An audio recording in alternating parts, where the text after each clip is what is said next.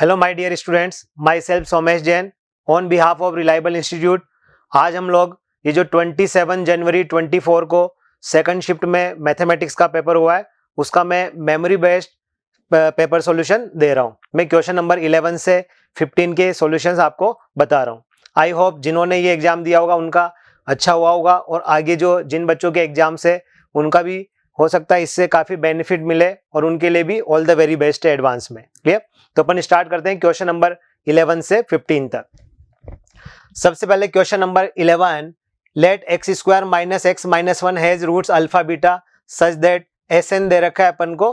देखो ये simple recursion formula लग जाएगा इसमें, ठीक है ना। तो इसमें आपके पास हो जाएगा एस एन हमें दे रखा है, तो हमने स्टैंडर्ड क्वेश्चन है, शीट वगैरह में हमने काफी क्वेश्चन ऐसे किए।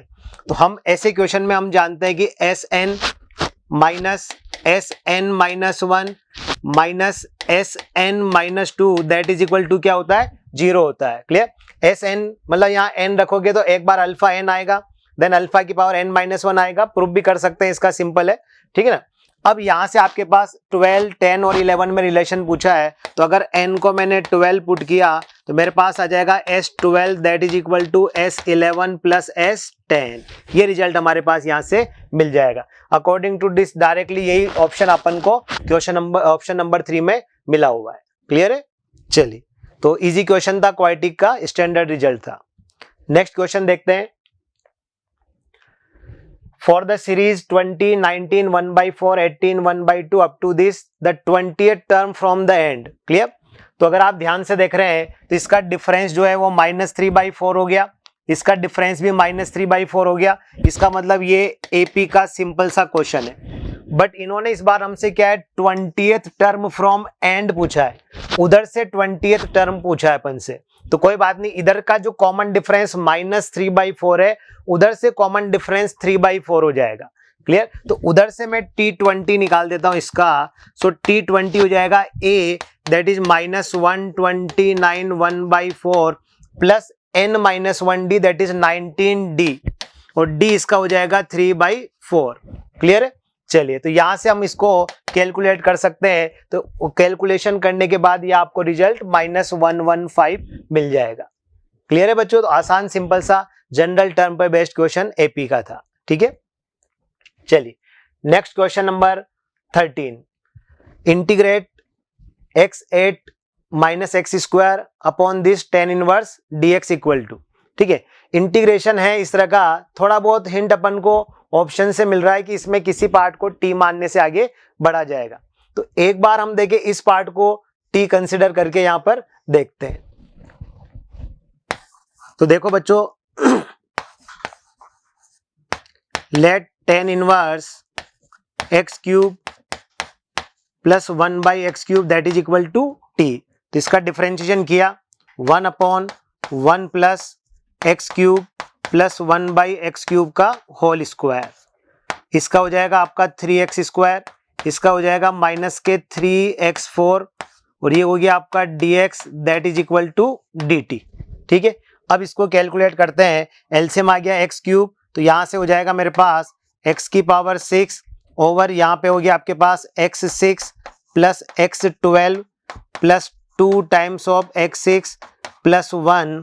ठीक है, और यहाँ पर हो जाएगा आपके पास 3 कॉमन ले लिया, x की power 6 minus 1 upon x4 and dx that is equal to dt।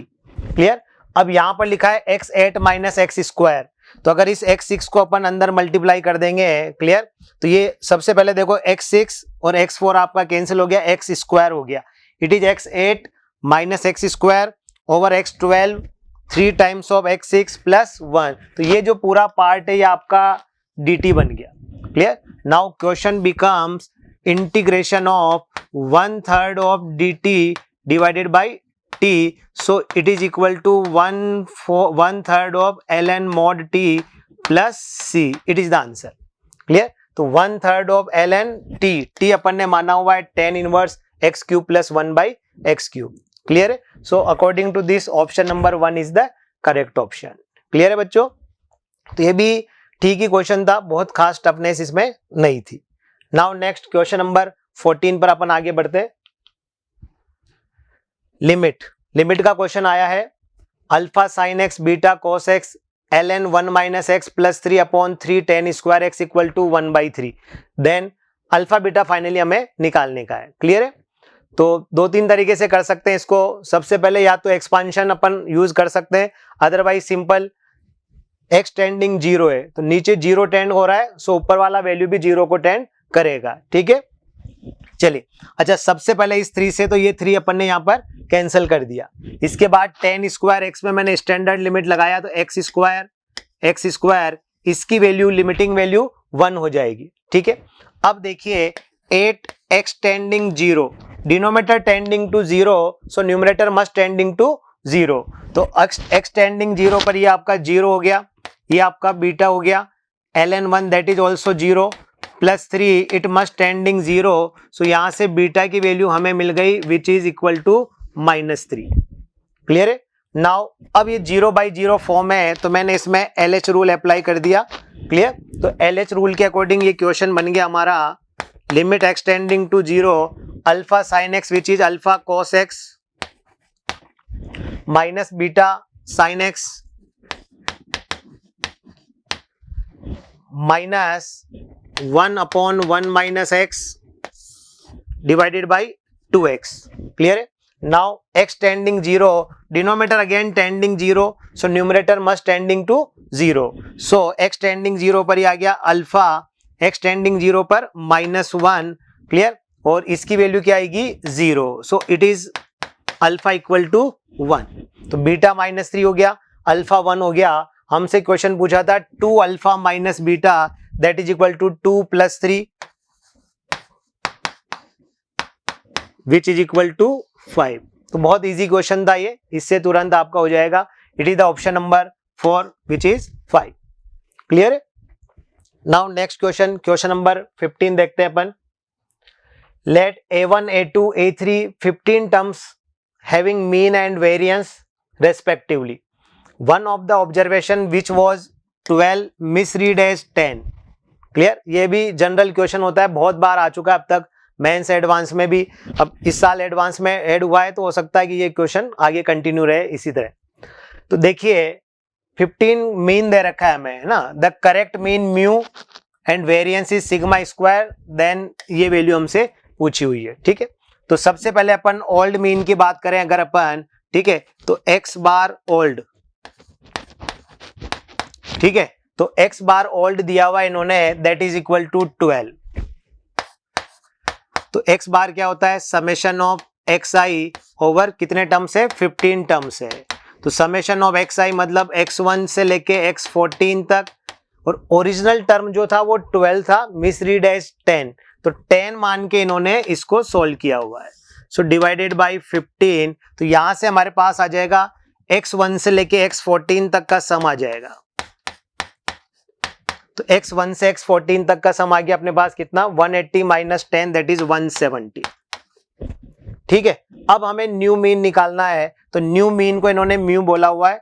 So mu equal to summation of xi, तो टोटल 15 टर्म्स का सम निकालना है, तो 12 टर्म का सम तो ये रहा, और एक टर्म आपके पास ओरिजिनली अब क्या था 12 था। तो न्यू मीन आ जाएगा आपका 170 plus 12 divided by 15 that is equal to 182 divided by 15। ये आपके पास म्यू आ गया। क्लियर है? अब इन्होंने वेरिएंस दिया हुआ है 9, ओल्ड वेरिएंस इज 9। ठीक है, तो ओल्ड वेरिएंस की बात करें अपन तो हम फॉर्मूला जानते हैं कि sigma square that is summation of xi square upon 15 minus x बार का होल स्क्वायर। क्लियर है? तो ओल्ड वेरिएंस दिया हुआ है 9। ठीक है, तो 9 समेशन ऑफ xi स्क्वायर मतलब x1 के स्क्वायर से लेके अगेन x14 तक का स्क्वायर प्लस एक टर्म ओल्ड थी जो 10 थी। ठीक है, तो इसका आ जाएगा आपका 10 का square divided by 15 minus x bar, old mean आपका क्या था 12 था, दैट इज इक्वल टू 12 का स्क्वायर। समझ में आ गया? तो यहां से हमें x1 स्क्वायर से लेके x14 तक का स्क्वायर मिल जाएगा। समझ में आ गया? तो वो क्या मिल जाएगा आपके पास 144 प्लस 9 तो 153 मल्टीप्लाइड बाई 15 और माइनस का 100।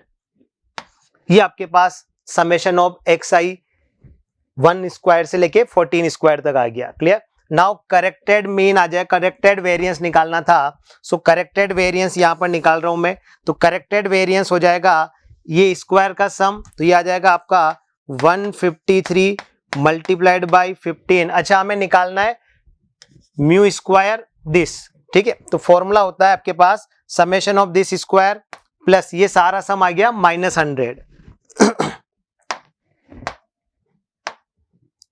तो ये हो जाएगा आपके पास माइनस का 100 प्लस एक टर्म जो हमारे पास ये थी उसकी जगह अब कितना आपके पास 12 है।